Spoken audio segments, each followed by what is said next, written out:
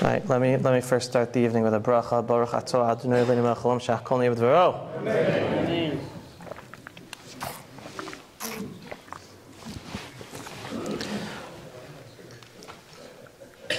I'm going to start like this. First of all, obviously, Rabbi Billah, thank you so much for having me again, and thanks to the wonderful Boynton Beach Anshe Chesed community for having me again.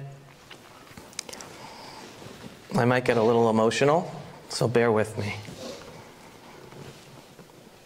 I was here for a Shabbat back in April 2024. Right? Just a little over a year ago. That was the Shabbat that the first time in Israel's existence, the first time in this war, that Iran sent hundreds of missiles attacking Israel.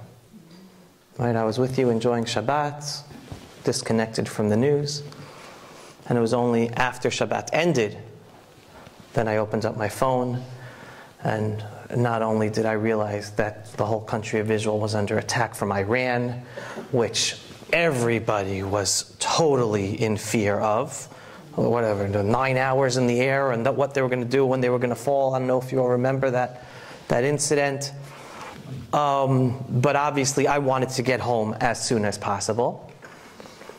And all flights were canceled to Israel. Boom. So any of us who were here were scared about how are we going to get home. Now we're in March 2025. And I'll get more into detail a little bit later. But the Jewish people and the Jewish state of Israel have never been in a stronger geopolitical position in all of our history since Tanakh times than we are today at this moment. And you know me, who's ever been here before, heard me in shul talk to you, or for my programs, do not listen to the media. Do not listen at all to the headlines, to the analyses that totally disregard the actual understanding of what we're really experiencing. So before I go more into our actual talk, I think it is a perfect opportunity for all of you to join me in a song that is very appropriate, not just because it's Chodesh Adar, but because we are living modern miracles every day. Misha, Misha, Misha, Misha, Misha, Misha, Misha, Misha, Misha, Nichnas Adar. Misha, Misha, Misha, Misha, Misha, Misha, Misha, Misha, Misha, Nichnas Adar. Misha, Nichnas Adar, Marbim Besimcha. Misha, Nichnas Adar, Marbim Besimcha. If there was ever a Purim, that you internalize, mamish, not just the miracles HaKadosh Baruch Hu did for us back then for the Purim holiday, but that He's doing on a daily basis for the Jewish people today, it's this Purim. Be happy. Make sure your children understand how they should be living and internalizing the miracles of today, not just remembering Purim, and make sure your grandchildren understand that as well. And that is not discounting the tragedy we are still living in. Okay. So for those not familiar with me, and I want to thank the rabbi for the wonderful introduction he gave. I run the Pulse of Israel. That's my daily video program. Together with my staff in Jerusalem, we run both the pulseofisrael.com and israelonwire.com.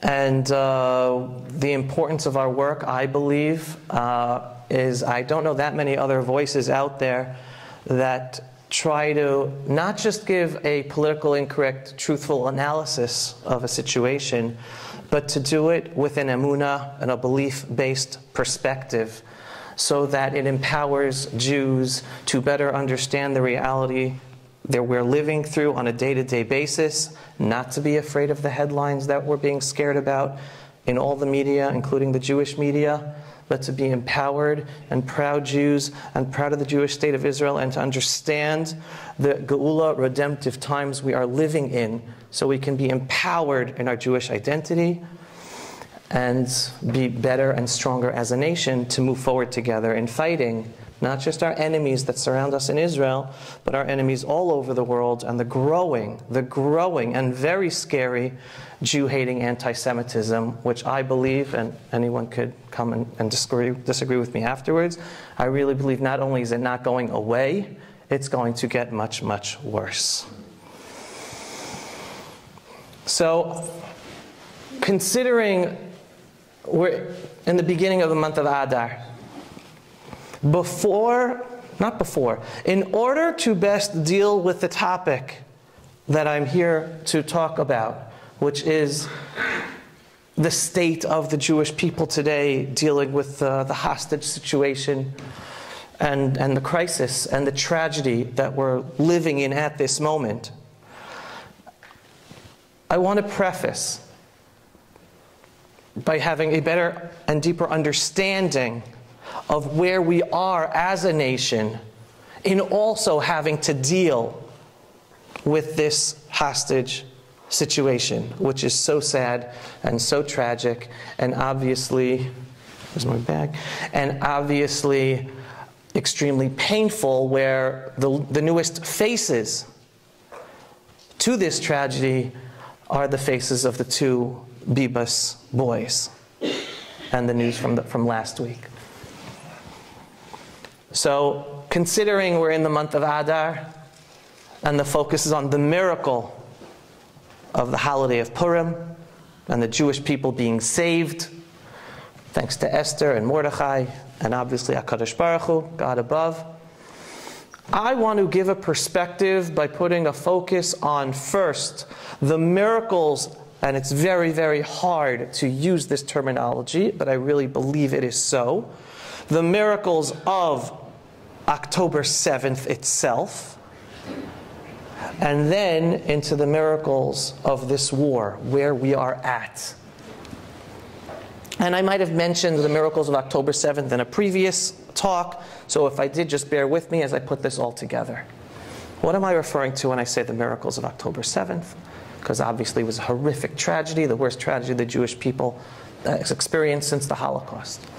And miracle number one, I'm sure I mentioned this to this audience, was as Dr. Mordechai Adar wrote an article a half a year before the tragedy of October 7th of Simchat Torah, where thanks to his contacts in Iran, he wrote up a whole article on Iran's overall strategic plan to destroy Israel by having a joint attack by all of its proxies all over the Middle East on Israel all at once. The plan was Hamas is going to attack with rockets, Hezbollah was going to attack with rockets, Houthis were going to attack with rockets, Iran was going to attack with rockets, land invasions from every direction. That was the Iranian plan for whatever day they planned to do it. It was not planned to be Simchat Torah. The miracle is we have no idea, we as believers who learn the Torah, well, we can have an idea, because HaKadosh Baruch Hu hardened Paro's heart clearly throughout the Exodus story. So we have no idea why HaKadosh Baruch Hu had it, that this, on that particular Simchat Torah, October 7th, 2023, Yihya Sinwar decided to attack Israel from Gaza without first coordinating with his Iranian masters. And so instead of the vast Iranian strategy to destroy Israel that they were working on and investing in over decades, Hamas attacked alone. Because had Iran done its whole strategy, I might not be standing here talking to you today. And Israel as we know it might not be at all. That's a huge miracle. So no matter how sad the tragedy is of October 7th, we cannot ignore also being thankful to HaKadosh Baruch Hu for the miracle that He did. That's miracle number one. What's miracle number two? I'm not going to go into the details now. This is a whole talk in and of itself. But unfortunately,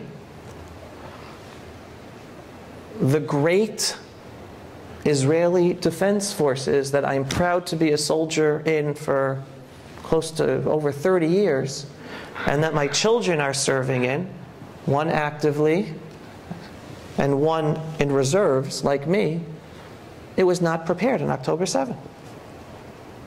Not only was the army not prepared, it took them hours to do what they were supposed to do. Protect the border. That's the ABC of the army, ABC of the Israeli army. I did Ma'aravim. How do you say Ma'aravim? I did patrol.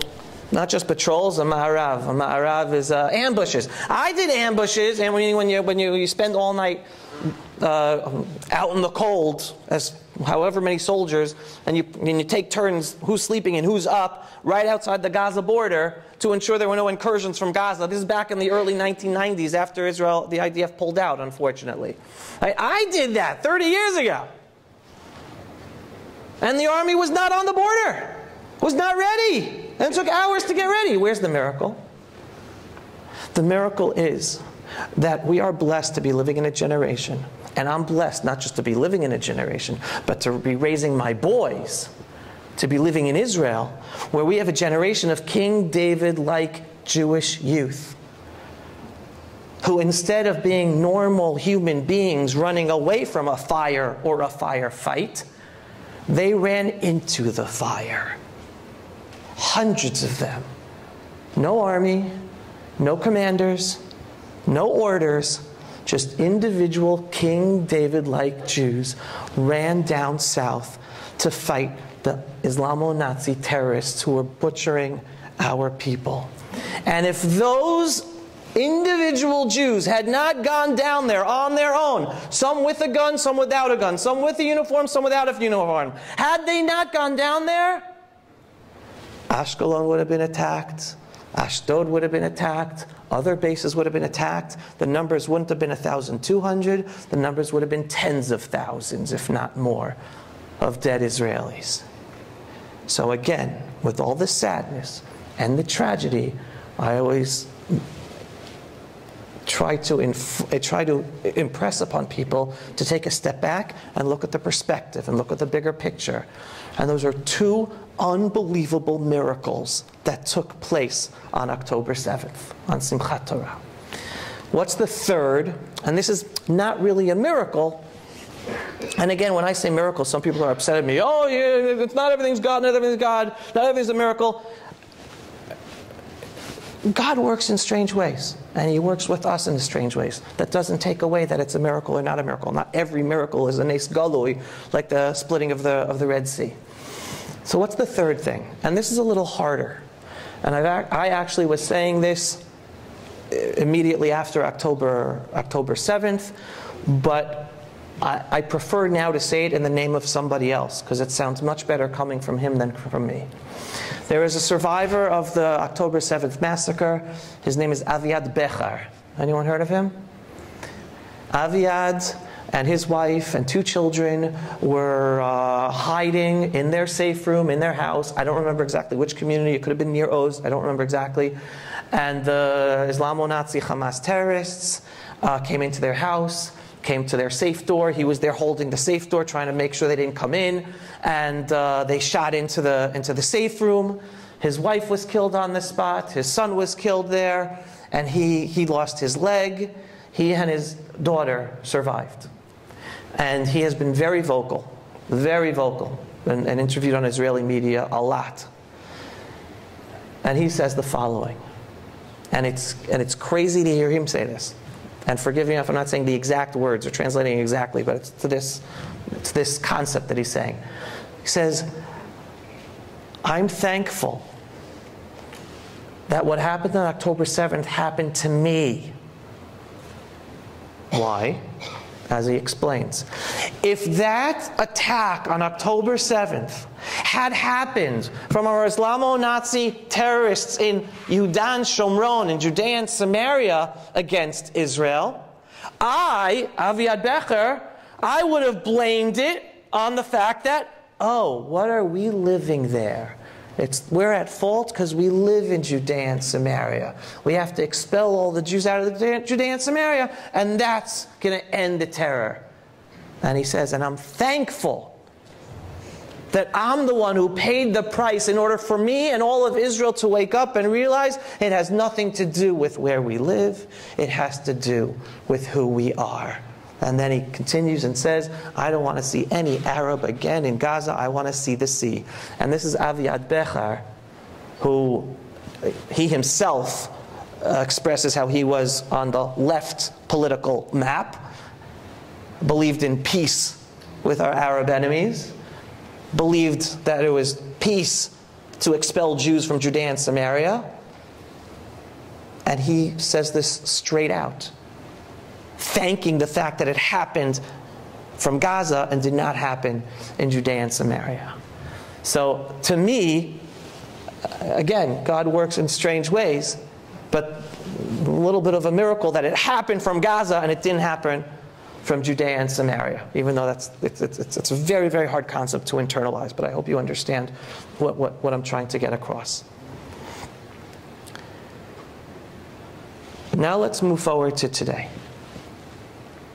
Right? Those were the miracles or the things we have to put focus on and not take for granted from the day of the attack itself. Where are we today? Okay. Now, I'm not going to get political, I'm just going to get factual. But factual gets a little bit of political, so please bear with me, regardless of your political inclinations. For 15 months, the Israeli army and the Israeli people were fighting this war, an existential war, with both of our hands tied behind our backs. How?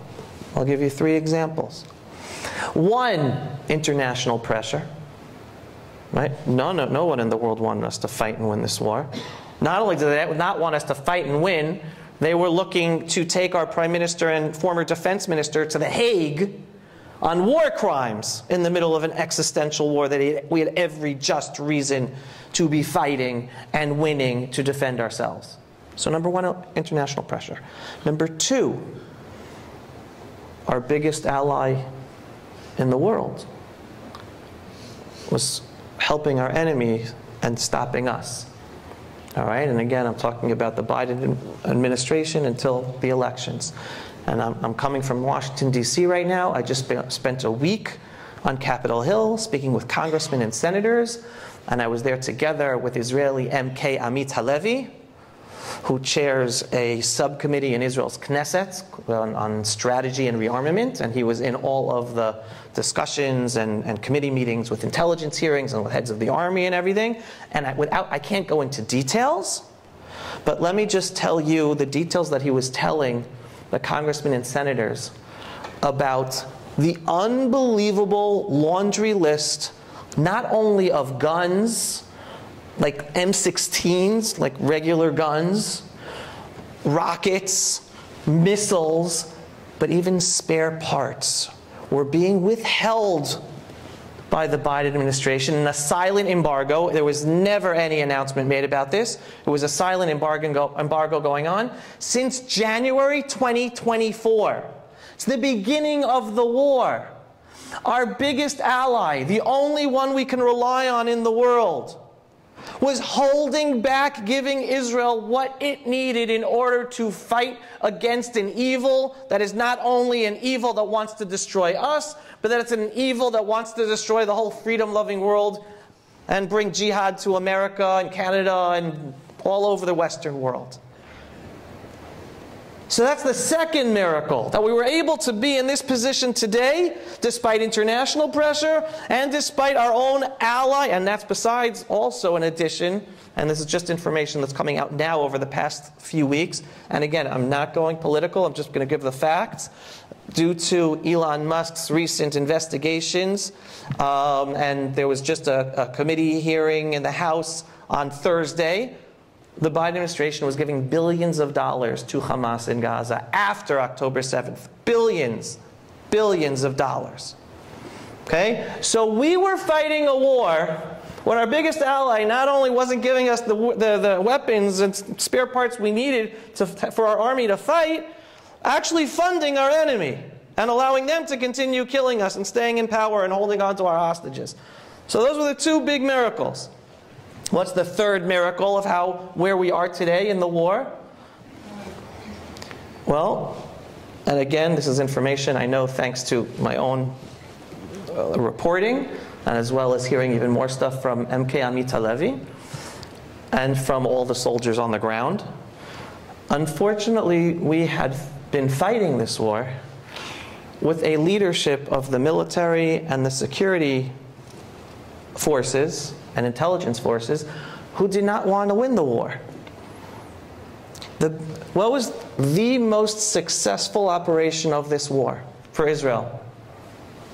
Which one? Beepers. The beepers. The beepers and walkie-talkies that in one operation, or two operations, we totally changed the trajectory of the war. That is the point that changed the war. Because we took out the whole middle upper command of Hezbollah, neutered Hezbollah. By neutering Hezbollah, we neutered Iran, because then we could attack Iran, because now we didn't have to be afraid of what Hezbollah would do. Because of that, that ended up leading to the toppling of Syria, of Assad, even though Syria is not such a playground right now to be able to play in, but it's not the Assad regime connected to Iran. That one operation that I call the James Bond-like miraculous operation changed the trajectory of the war and has Israel in the place it is today. And guess what? The head of the army was against it.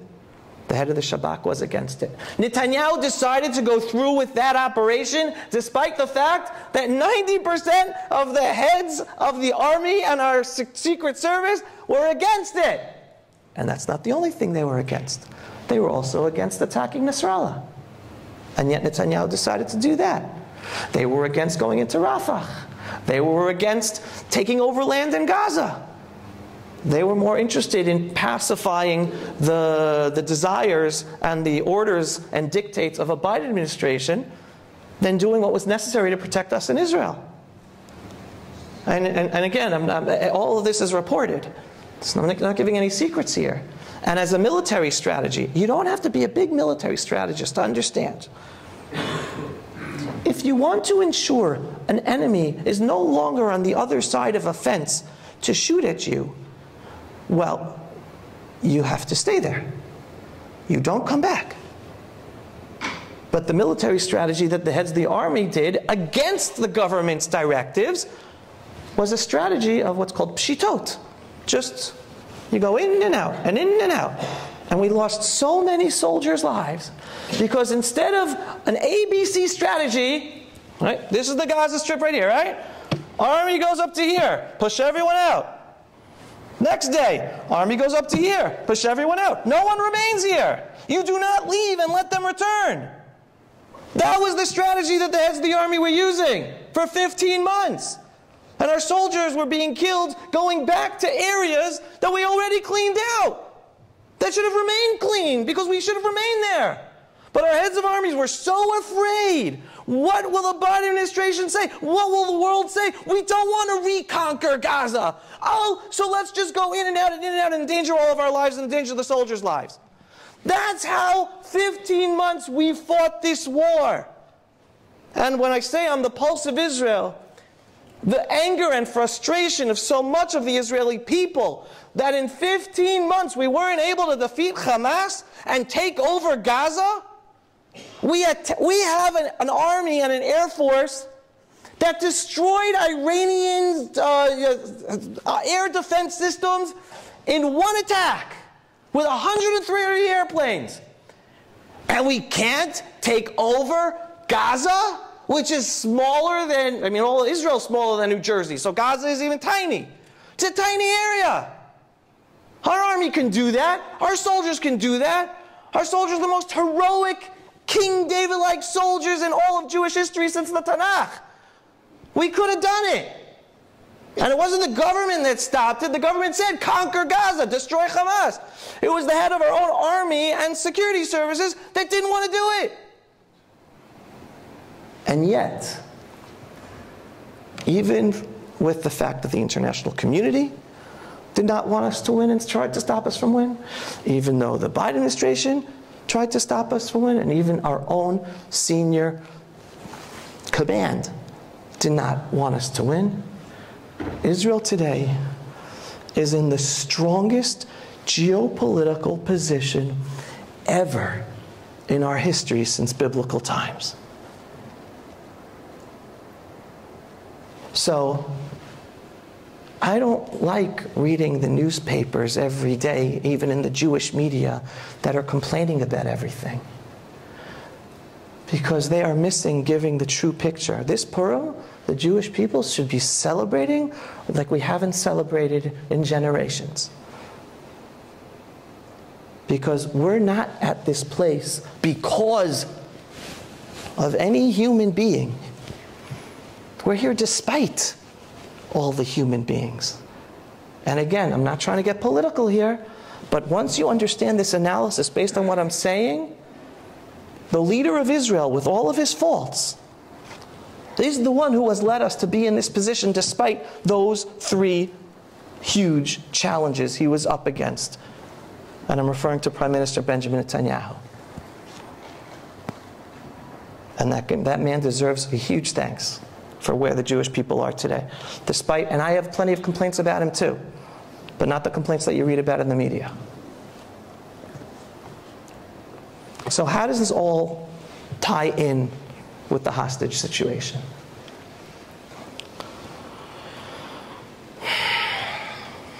All right, so I'm going to answer that, and I'm going to go back to the geopolitical situation. We are in an impossible situation. Impossible.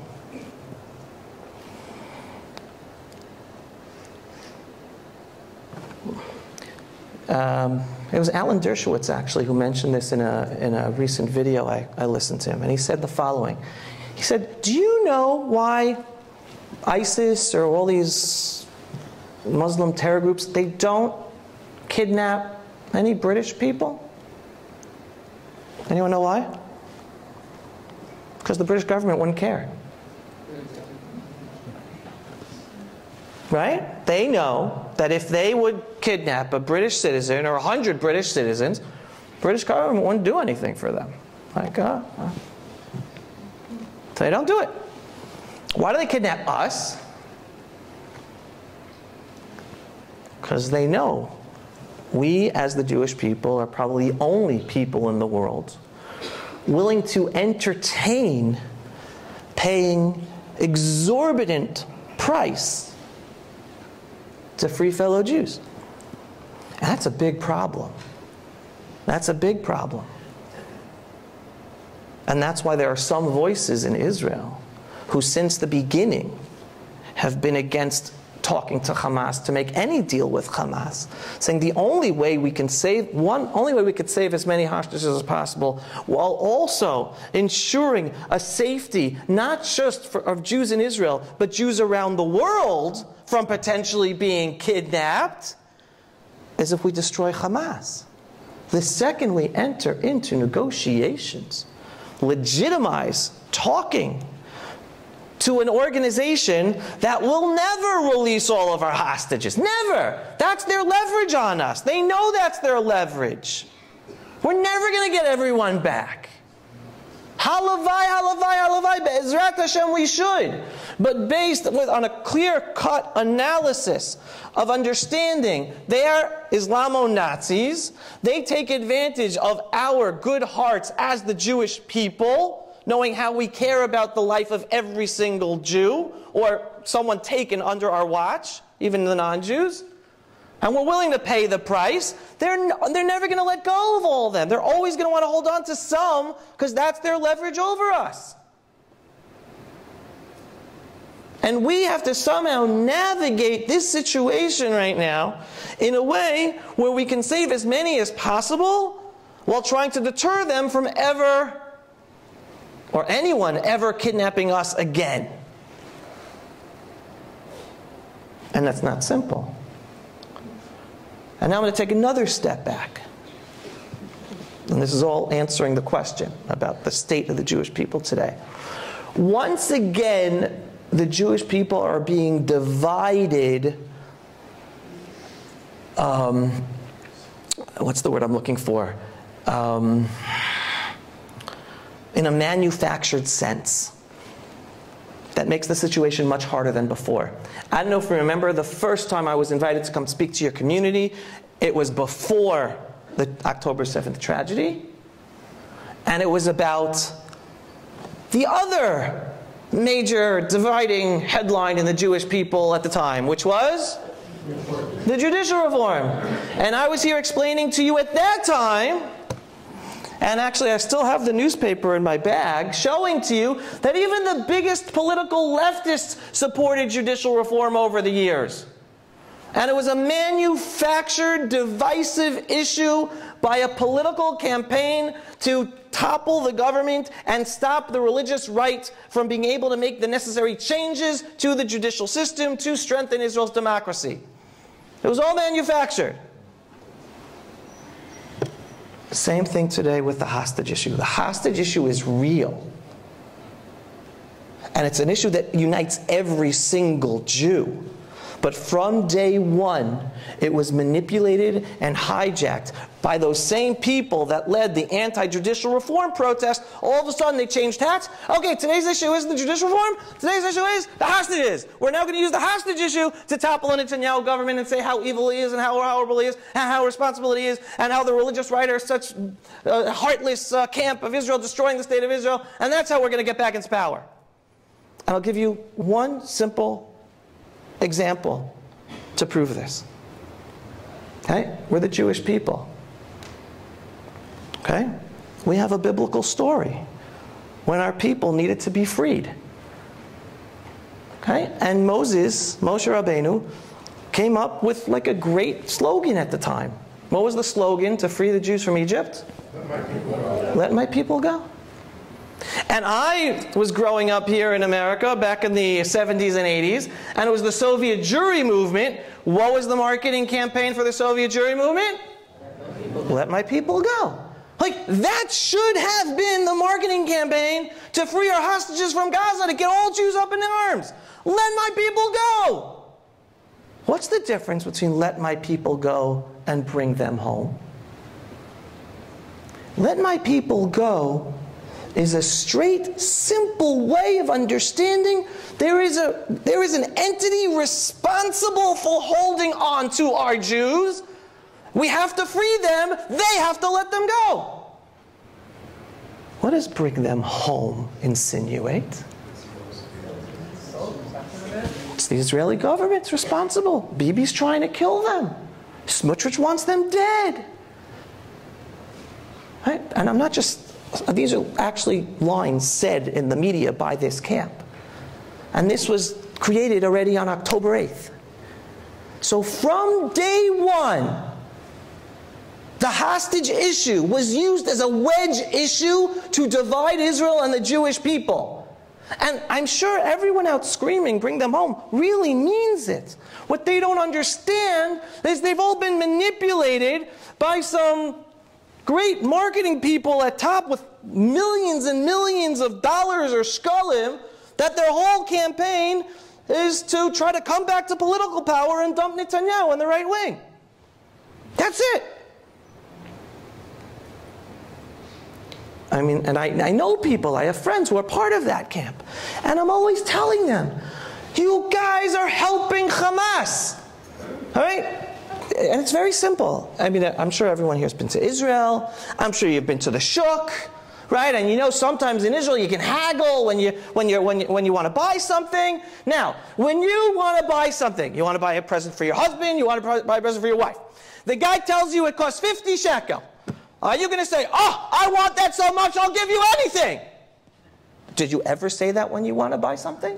Or if you're trying to get a better deal, you say, I'll give you 15. And then you negotiate to 25. Right? Isn't that the way you negotiate if you want to get something and pay the least amount of price as possible? And yet, what are we dealing with? We're dealing with 15 months of a campaign screaming at the top of their lungs at any price. At any price, really. Does Hamas have any reason to make a deal with us? Any reason to let any of us live another day? If we're willing to give any price. So I've told my friends, you guys are responsible for them still being there and for those dying still there, because you allowed them to raise their price to the heavens and not have to make a deal. So if you really, really cared about freeing the hostages without a political tint to it, right? Because they do care. They do care. But if you really, really cared and you weren't motivated by your political agenda, you would have been protesting outside of the United Nations. You would have been protesting outside UNRWA. You would have been protesting outside the International Red Cross. All organizations who are actively assisting Hamas, either by their silence or literally actively assisting. Or they would have joined the protesters who were trying to stop the aid from being given to Hamas. That's the way you put pressure. I mean, just 2 weeks ago, word came, it was publicized that Hamas only agreed to the initial ceasefire back in, I don't remember if it was November or December 2023, like only the first 2 months of the war. They only agreed to it because they had nothing. It was before we were being pressured to give humanitarian aid. It was only because the Biden administration forced us to make that ceasefire with Hamas that then we were forced to give an aid. But they only made the ceasefire because they were left with nothing. So if you really want to free the hostages, then protest the aid. That's not aid. It's aid to Hamas to continue staying alive and holding our hostages and being able to kill us. But no, they didn't protest the United Nations, UNRWA, Red Cross, Stop Aid. No. They're outside the Knesset every day calling Bibi Netanyahu a killer. No, I'm sorry. You don't really care for the hostages if that's what your campaign's all about. And the campaign's continuing today. Continuing.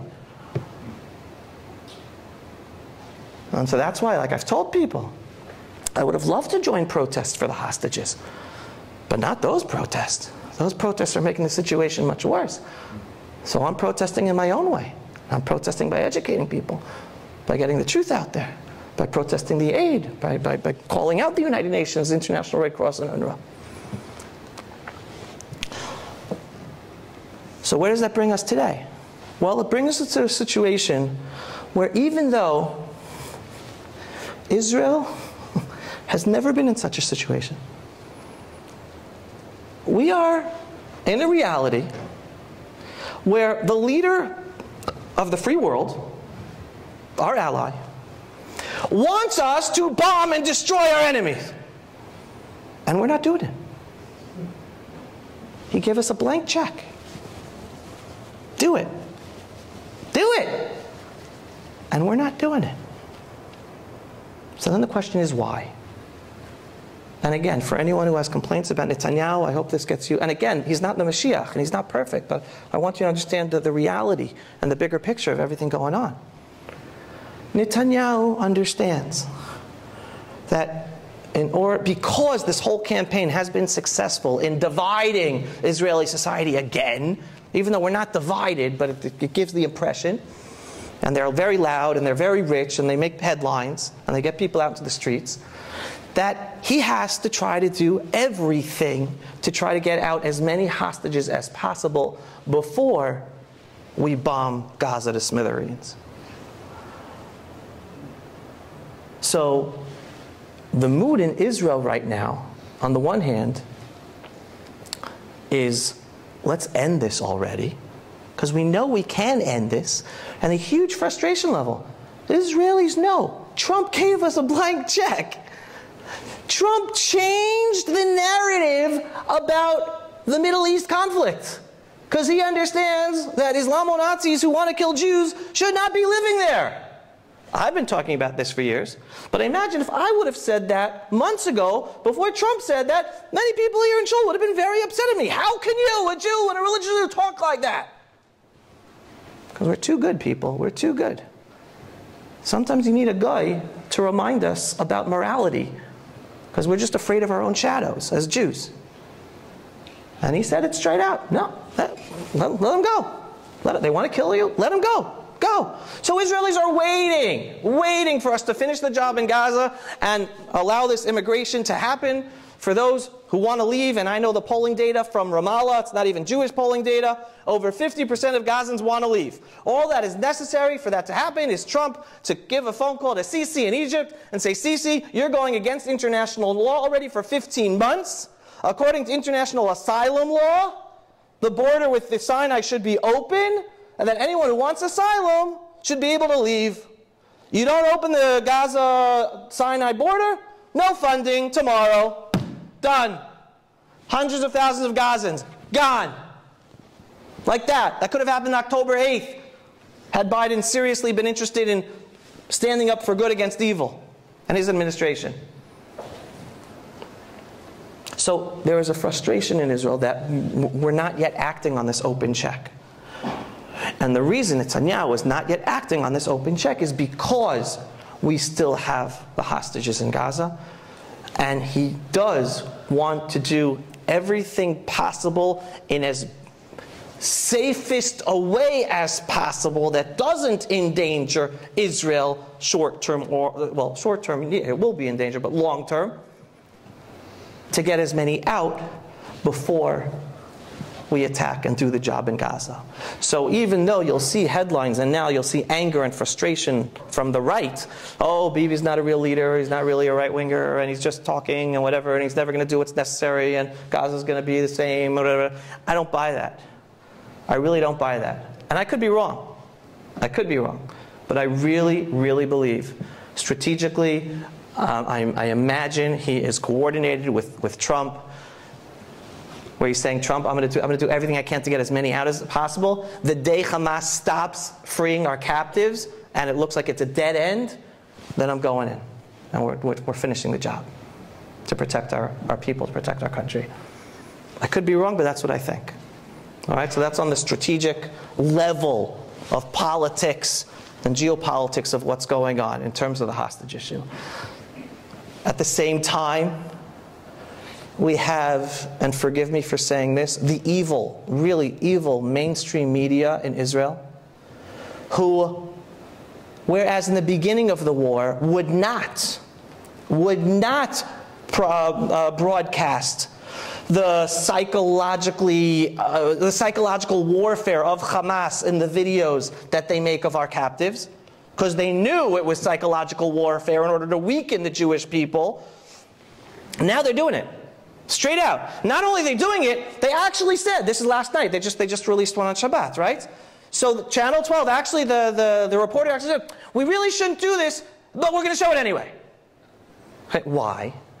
Because they're serving the interests of Hamas instead of the Jewish people. Again, part of the political agenda of hijacking the hostage issue still today, to try to topple the government or make the government look horrible because it's not doing enough for the hostages. Where again, according to me, they are doing as much as possible under an impossible situation. I don't think there actually is one government minister who believes that we have succeeded in getting out as many hostages as we have. I think in the history books it's going to be written down that it was unbelievable, and please God, we should see all of them. But to understand that when dealing with evil Islamo-Nazis who don't even care about the lives of their own children, their own mothers, their own grandmothers, that we've succeeded, that under Netanyahu's leadership, succeeded in getting out over 75% of the hostages they took on October 7th? I think if I'd have an interview with every single one of the government ministers, they would also be in shock, not think it would ever be possible. And that's also a miracle, that anyone who has come out does have a second chance to live. So at the same time that our mainstream media is still helping Hamas and its war objectives instead of us, so the feeling in Israel is still very sad and upset. And I mean, we just witnessed the horrifying coffins of the Bibis family, where they played psychological warfare on us, where they didn't even give back the mother's body, and then the coffins we had the wrong keys to open them. It's like they are brilliant, an evil brilliance, to manipulate our feelings as a nation, as a people, to try to get us to just give in. So the amount of frustration and anger and sadness in the public is tremendous, to try to pressure the government not to go back to war and finish the job. Their campaign seriously is to surrender. I mean, again, read between the headlines. Read between the analysis of what you're reading. And ask the question, okay, so if you don't want Israel to go back to war, you want Israel to do the second stage and the third stage, which they never tell you. Who's the one who always says no to every single stage?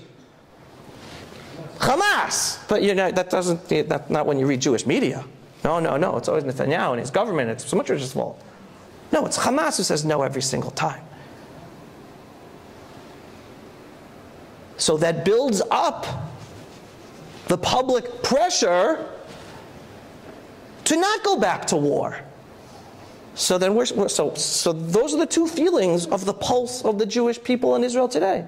On the one hand, we have to go back to war. On the other hand, we want to get out all the hostages, so there's a pressure not to go back to war. And again, this is all manipulated, because we're all united. We should be able to be united and understand we both want to get as many out as possible. We both want to end the danger. But they're willing to give up on endangering the rest of the people. And they say, oh, no, we'll play a trick on them. We'll get them all out, and then afterwards we'll go back to war. You think Hamas really doesn't think that we do that? So no, they're never going to let us all out. So they're always going to have a few. And according to that strategic thinking, we're never going to be able to go back. The talks will go on forever and ever and ever and ever and ever. And they'll grow and grow and grow and grow until they're ready to attack again. So obviously we have to go back. So that is the feeling on the street and the public of Israel today, both sides.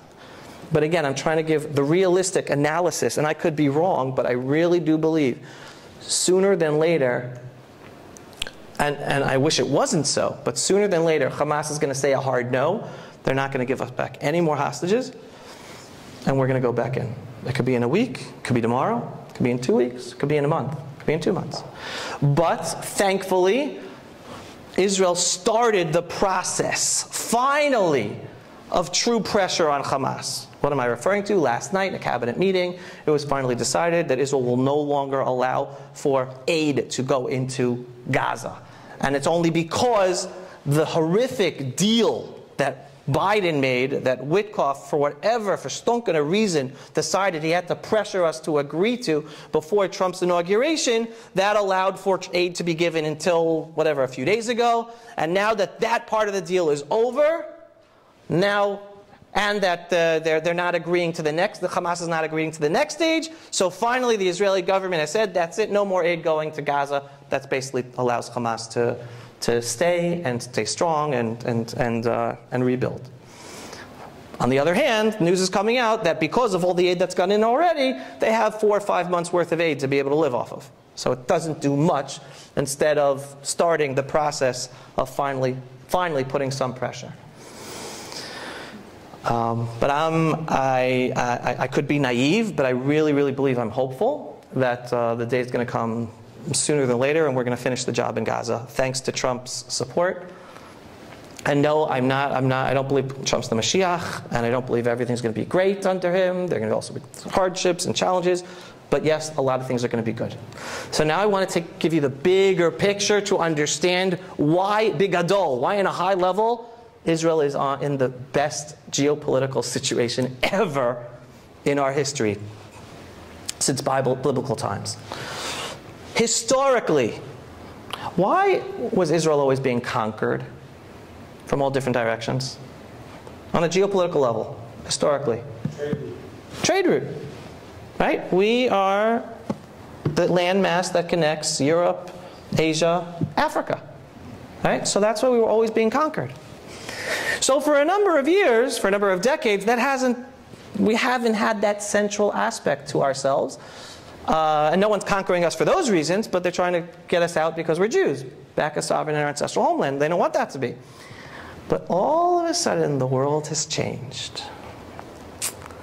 Who is the biggest enemy today for the United States of America, according to the Trump doctrine? China. How is China winning the war against America in the world stage today? Trade, commerce. Right? China owns the seas. China has the relationships in the Middle East with Iran, and Iran has the relationship and in Africa, and in Europe, and in South America. They are killing America in trade right now. Right?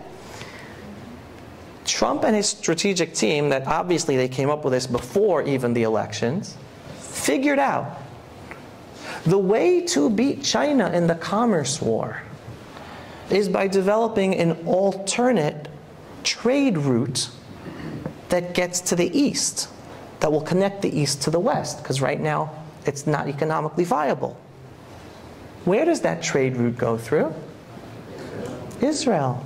We're back to historic geopolitical ABC. The Trump doctrine is basically understanding that the way to reach from America to India in the east goes through Israel, Saudi Arabia, and India.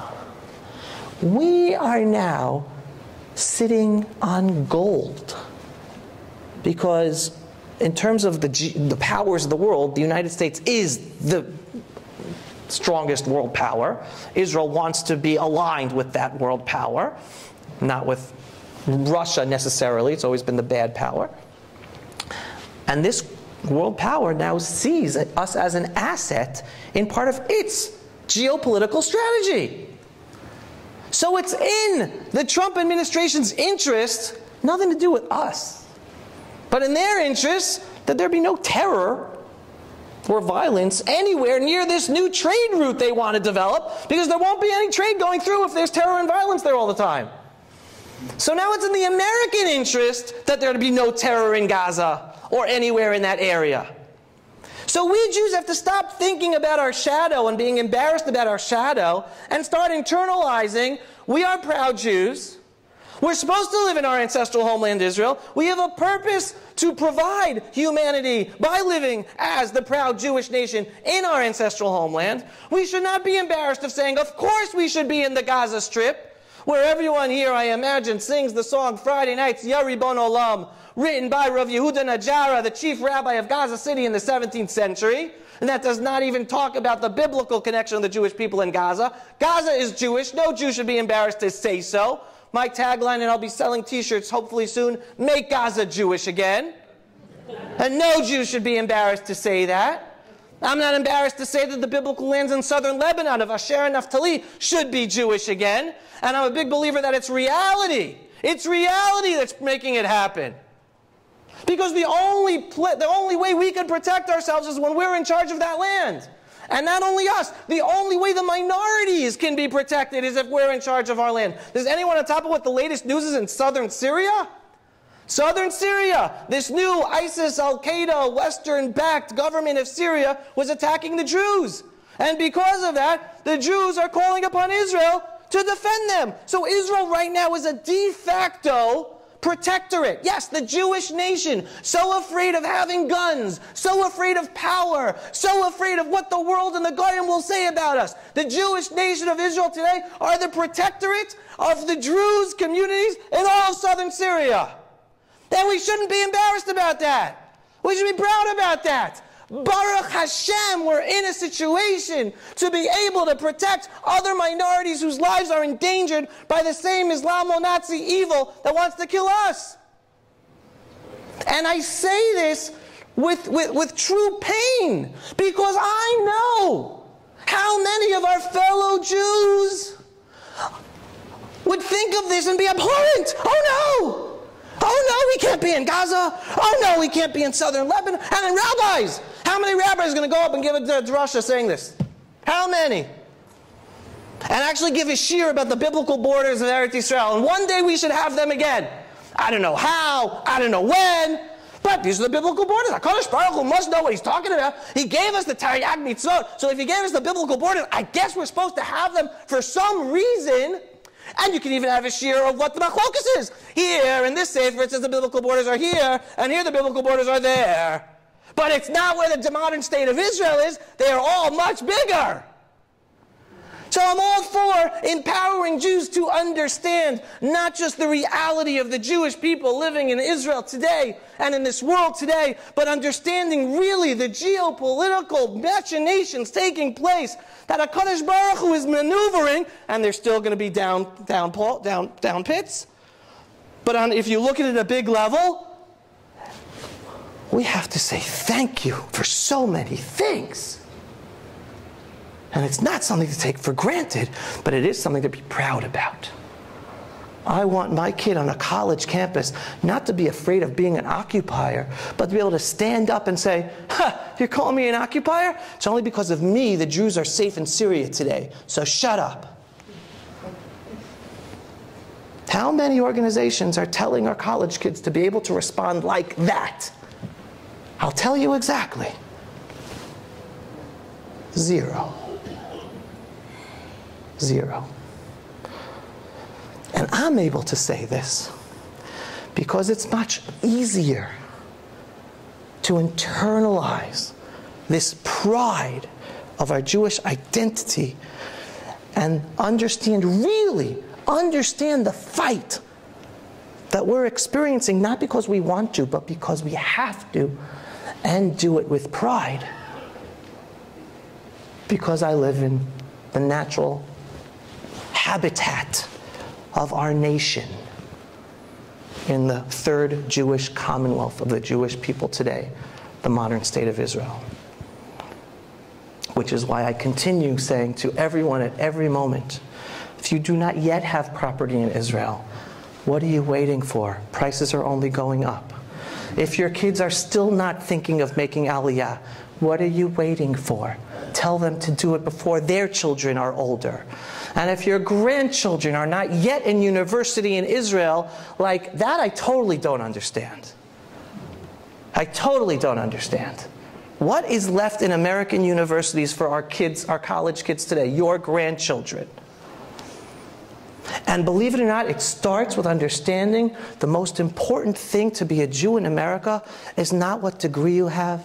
It's not what university you go to. It's not what your profession is. The most important thing to be a Jew in life is to be the best Jew you can be. And that for sure is not being educated here in our wonderful, wonderful and very top-notch high school institutions. Because the best, you want your kids to go to the best high school that has the best college, what is the name of the college placement people? Because we got to change that, folks. We got to change it. And yes, we don't have, the situation in Israeli universities is not perfect, but it's at least Israel. It's at least the Jewish calendar, the Jewish holidays. It's a Jewish environment. They can go to any Jewish community they want to for Shabbatot. They can go to Shiloh. They can go to Hebron. They go to Tel Aviv. They can go to Metula. They don't have to deal with anti-Semitism on campus. They don't have to waste their time on having to stand up to be a Jew instead of focused on their studies. It's like a Kaddish Baruch was like, it's like all in front of us. So if there's anything that comes out of this talk, it's not about the hostage situation. It's take your educational role as parents and grandparents that much more forward in pushing your kids and your grandkids to come back home for the future of Am Yisrael, because that is where our future is. And again, we're going to have ups and downs. Not perfect. Not perfect. And even though I have 2 sons about to be called into Gaza when that thing starts, and I'm going back in July for my 4th stint of reserve duty, I much prefer that than not. Not being in Israel and not having to be called up to do my service to protect Am Yisrael and Eretz Yisrael, with all the risks, with all the danger. And on that note, I'll end with a happy note. Within the next 3 months, Be'ezrat Hashem, my wife and I are marrying off 2 of our sons. All right, our Chayal son, who still has a year left, he's getting married March 30th, Be'ezrat Hashem. Just mamash, Rosh Chodesh Nisan. And our number 3 is getting married right after Lag BaOmer on May 18th. And that's before his army service. So Be'ezrat Hashem, that's also a new reality in the Jewish world, where you could be a soldier and also be married at the same time, and that with the challenges and the good things that brings to their life and to our lives.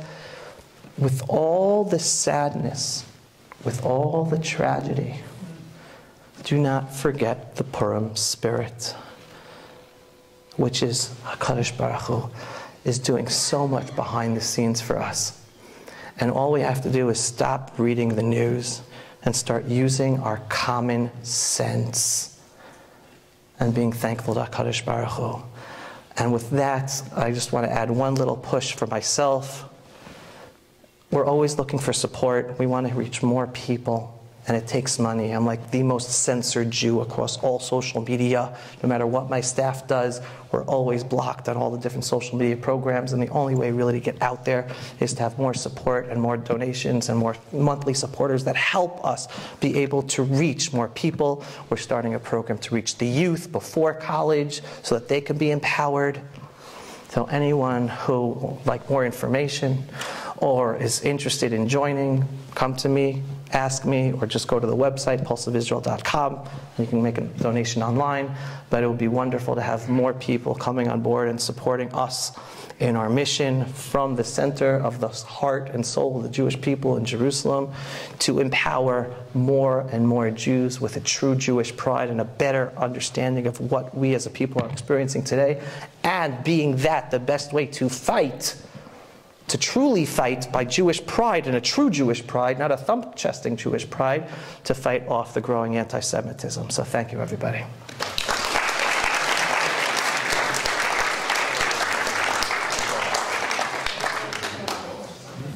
That was great, thank you. You talked about the miracles. So when I went to Nova, I learned that Hamas did not really set out to attack Nova. They really wanted to go further north. Can you address that? And also, because we respect lives, and Hamas knows that, I think we're at a disadvantage. How can we get 4 gufot, 4 mace, 4 dead bodies, and release 600, hardened criminals?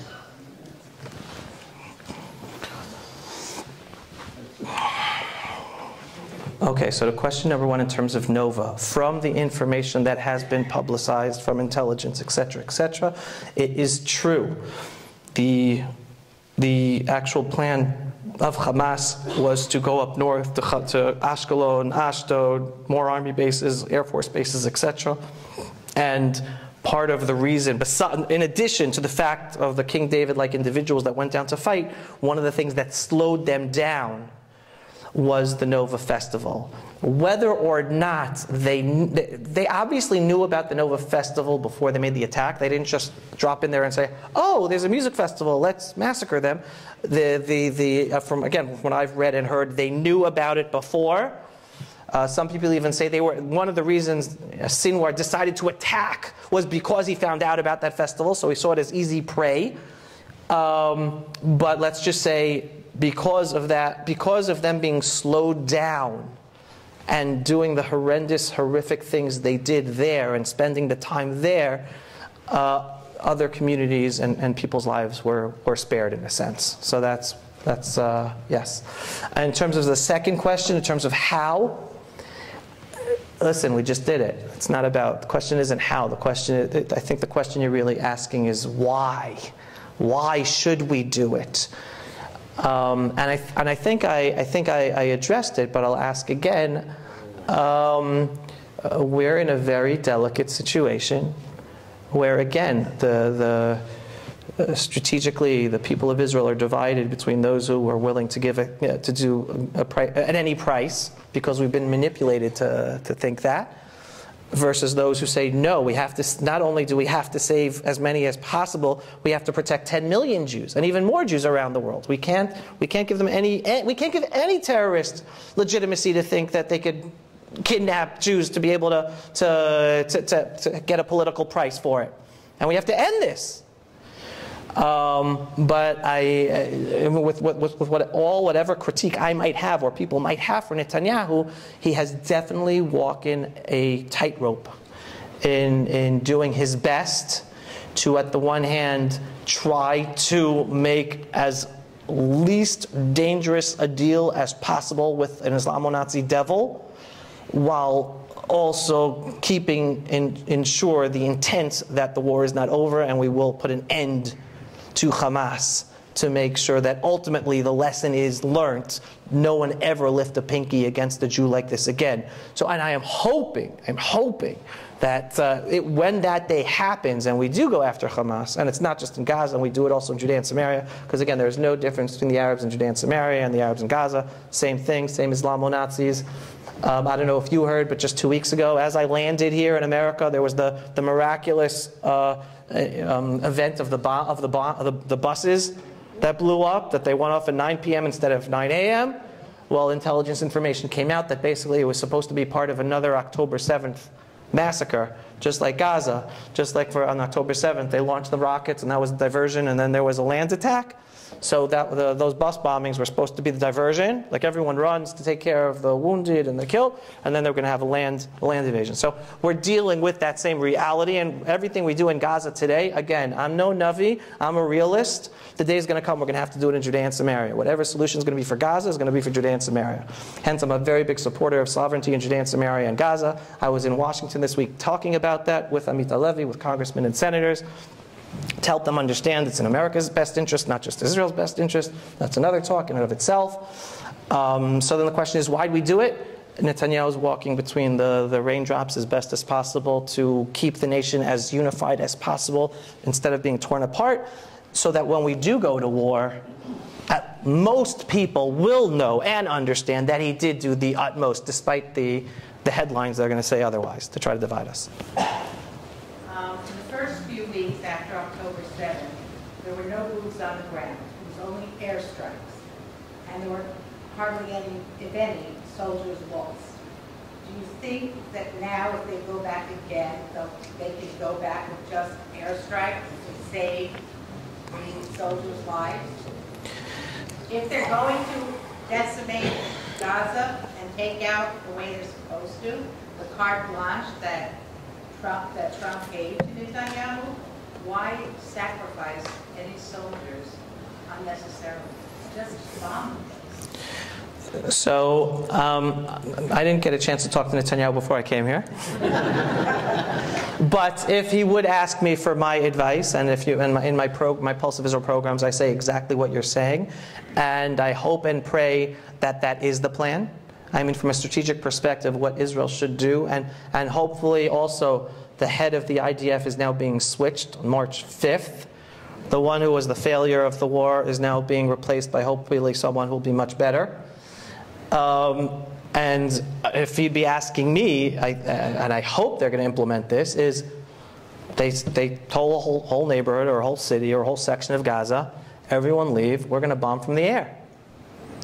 And then they're given the chance, we follow international law, you stay, you're taking your life in your own hands, and we bomb. Right? And we bomb. And only after the air, and then we do that one section at a time. Right? Whoever wants to leave, leave. And hopefully there's pressure already at that time on Egypt to open up the Gaza border. So for anyone really wants to get out of there. And only after, and again, understand this.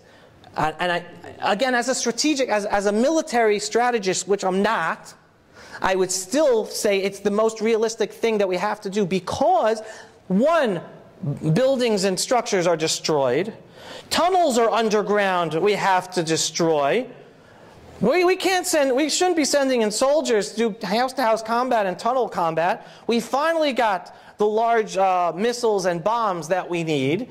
So again, if I'd be the chief of staff and say, Bibi, we're now dumping these bombs, so we're destroying the tunnels underneath the ground as well, section by section, and only after that destruction, and then also send in the bulldozers, and only afterwards send in the ground troops.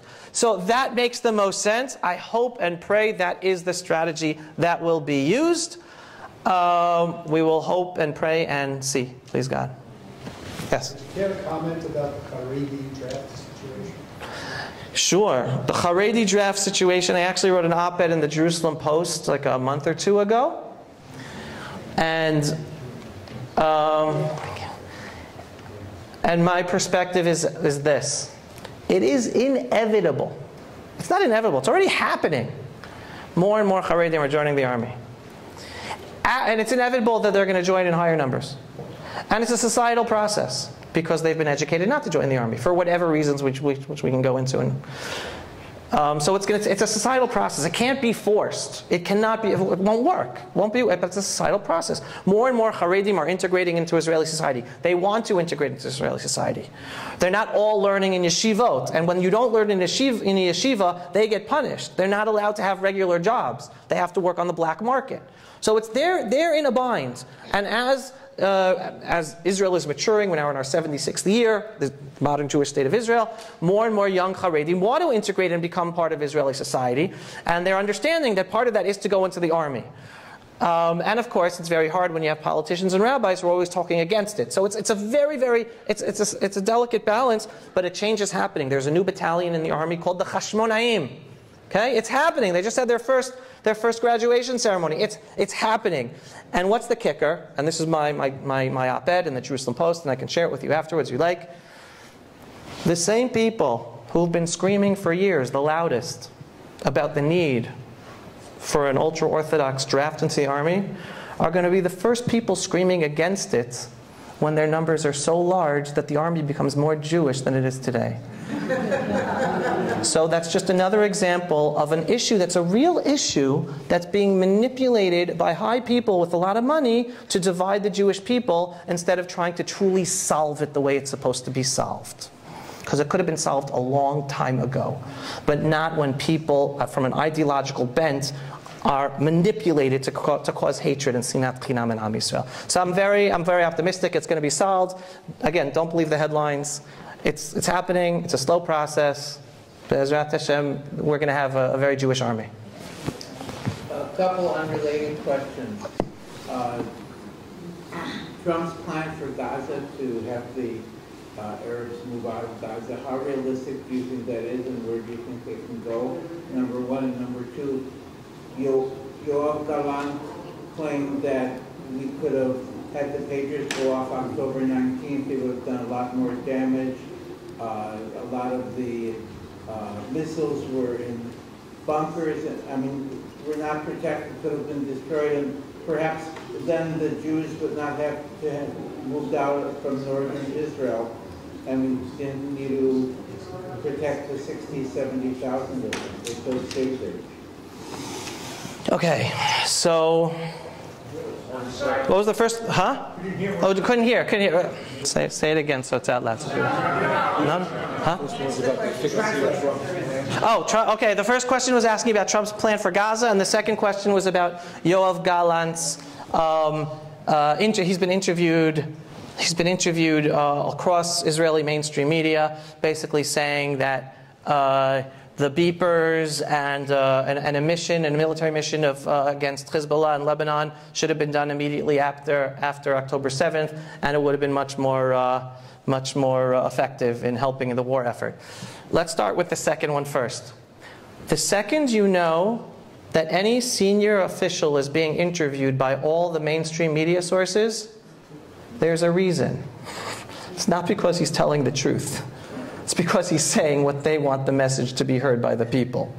Yoav Gallant is one of the reasons we weren't able to win the war. He was part of the senior command that was against every single thing Netanyahu wanted to do to win the war.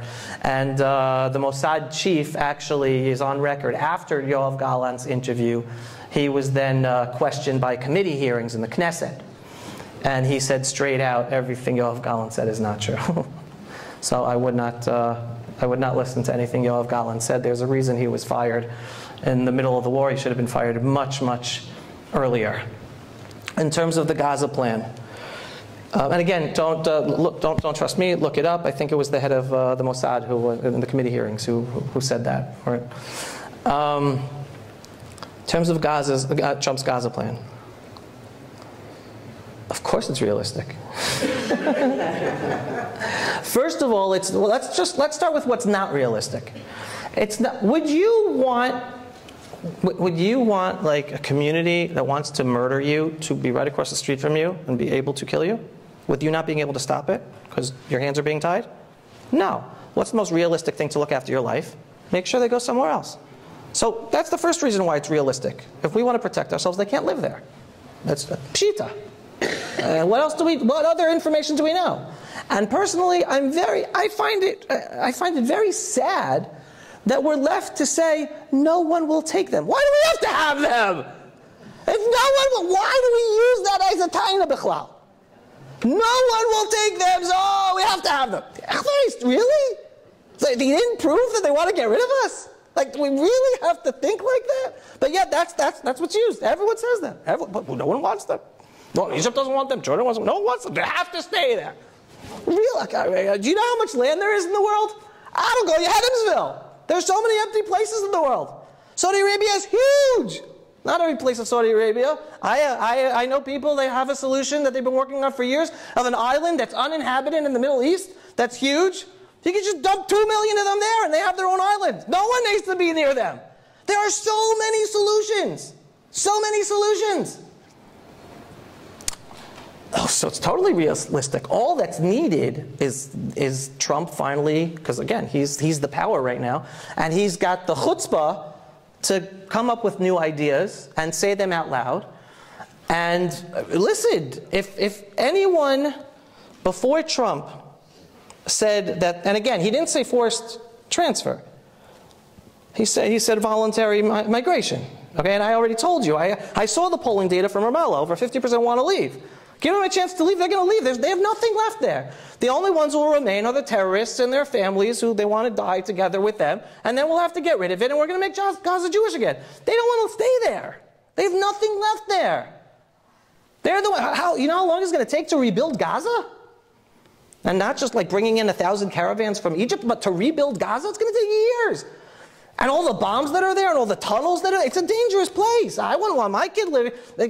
And you should know this. My children know. I was again, anyone who's not familiar, I'm the producer of the movie Home Game, about the last youth basketball tournament in Gush Katif, the summer of this engagement that I call the expulsion. I was protesting against it. I knew it would be a disaster, and I was very vocal about it and trying to stop it.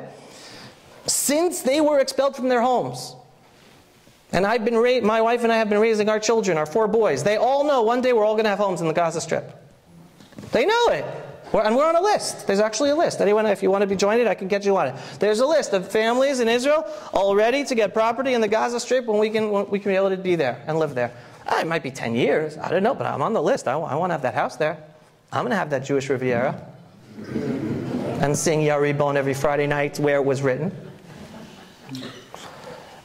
So yeah, it's totally realistic. It's going to take the machinations of making it happen. I don't know where they're going to go. I don't know, but there are plenty. If you want to solve it, there are plenty of ways to solve it. And then people will say, "Oh, Egypt won't take it because Egypt will be toppled."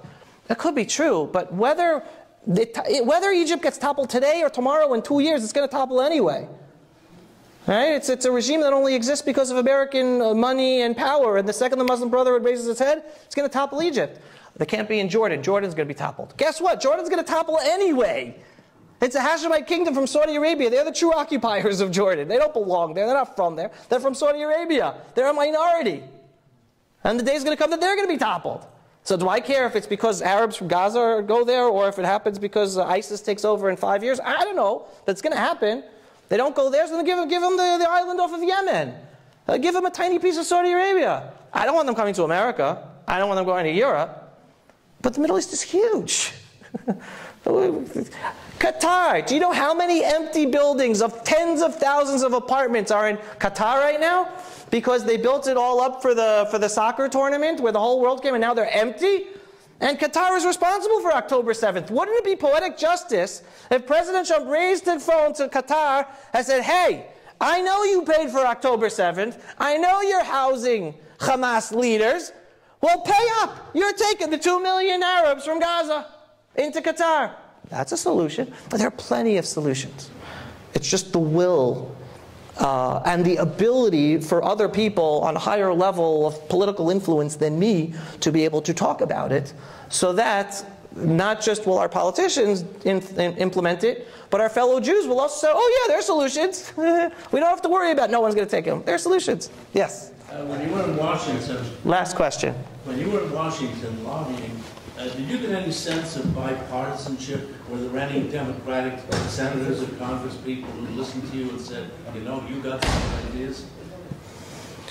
You bring up a very, very painful point, because we have worked for years with politicians from both sides of the aisle.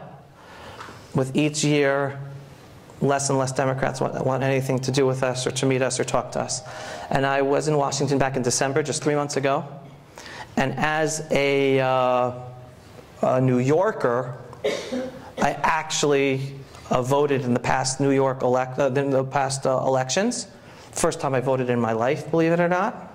As an American, never voted before, because as a New Yorker, it never meant anything. So this time it could have meant something. Didn't mean anything anyway, but I voted. And I voted for Richie Torres. I voted for Richie Torres because it is important that we have Democrats who are pro-Israel. I might not agree with him on 90% of the other issues, but knowing that he is pro-Israel and proud of it and paying a huge price, I'm proud to say that I voted for him. So when I went to Washington in December, I reached out to his office to meet him. And in addition to all, and I reached out to other Democrats as well. His was the only Democrat office that answered and gave me a meeting. And it was him and his communications director, who is a liberal Jew who spent a year in Israel. And I was looking forward to a meeting with him and talking to him about the situation in Israel, saying thank you for your support, which I did, and then taking advantage to explain to him the situation in Israel, the Israeli people, etc., just I was doing in all the meetings. It wasn't even about asking for anything or talking policy. It was just to update them what the situation is on the ground in Israel and understand. And I was extremely disappointed that he spent most of the, after thanking him, that he spent most of the meeting berating me that majority of the Israeli population are right-wing racists. So, because he goes, how could anyone vote for Smotrich? How could anyone vote for Ben Gvir? I was under the attack. I literally was under the attack that whole meeting. And here I'm trying to take advantage of helping him better understand the Israeli society. And I'm, all right, he's giving me these questions. I can deal with them. I'll explain them. And I was trying my best. But there was no one really listening. He was just on the attack. So he is very he's supportive of Israel, according to his progressive values of what Israel should look like. But the Jews around him, educating him about Israel, are feeding him the anti-rights, anti-religious aspect and not giving him the truth about the situation. And I reached out to him again to meet him on this trip because I think it's important that Israeli politicians meet Democrats, especially Democrats that hopefully are going to go up the ranks and potentially become the future leaders of the Democratic Party. I mean, if anyone does go up the ranks, I hope Richie Torres is one of them, even with what I'm saying about him right now. I do hope it's him and not one of the squad-like people, right? But they didn't respond to me about agreeing to meet this time. And the other Democrats as well I reached out to did not. So we try, and we continue to try, but you have to have reciprocation, and that's the sad anecdote. Thank you, everyone. Purim Sameach. Pulse of Israel, frontline videos from the Holy Land. Support our work by donating today.